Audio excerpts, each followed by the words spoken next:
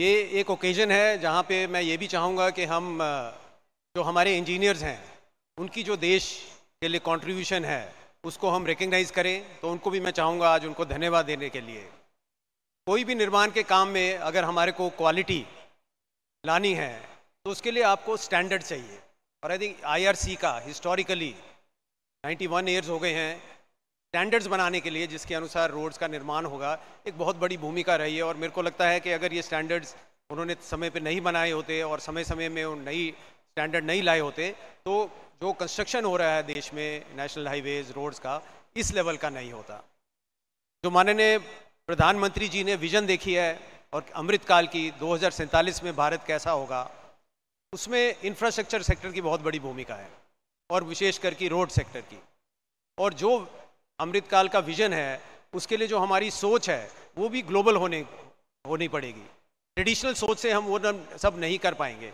और इसके लिए मैं माननीय केंद्र मंत्री को धन्यवाद देता हूँ कि सर जब भी आपने कोई समीक्षा बैठक ली है कि आपके साथ डिस्कशंस हुए हैं इस मामले पे, जो आपके साथ जब आप बताते हैं कोई चीज़ जो नए आइडिया और नई चीज़, ये जो सोच है मेरे ख्याल ये बहुत ज़रूरी है सर। जो हम 2047 का जो विकसित भारत की हम कल्पना कर रहे हैं। एक छोटा सा उदाहरण दूंगा सर। मैं मसूरी में रहा था कई साल, फिर ऐसी कोई मीटिंग हो रही थी, आपने कहा उधर 6, 7, 8 घंटे लगते थे दिल्ली से मसूरी जाने के लिए, देरा जाने के लिए। तो आपने एक परिकल्पना करी, अनाउंसमेंट भी करी नेशनल हाईवे की सर, जो 2 घंटे में वहाँ पे 2.5 घंटे में समय में पहुँच पाएंगे। तो इस तरह की सोच जहाँ पे नई टेक्नोलॉजी और आजकल की जो चुनौतियाँ हैं, जो चैलेंजेस हैं, फॉर एग्जांपल सस्टेनेबिलिटी, हमारे राज्य में काफ़ी स्लैग होता है आयरन का, उसको रोड में व्यवहार करना, फ्लाई ऐश का व्यवहार करना, रेड मड हो रही है बॉक्साइड का, उसका व्यवहार करना, प्लस जो प्लास्टिक्स हैं, अन्य चीज़ हैं। तो ये बहुत बड़ी बड़ी जो चुनौती हैं जैसे हम डेवलप कर रहे हैं उसको करना पड़ेगा। मैं माननीय मुख्यमंत्री को भी धन्यवाद देता हूँ।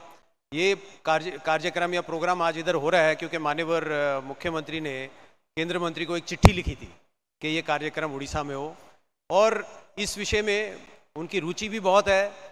जो 5 वर्ष का उन्होंने हमारे को टारगेट दिया है, 75,000 किलोमीटर का निर्माण ये 5 वर्ष में उड़ीसा में होगा।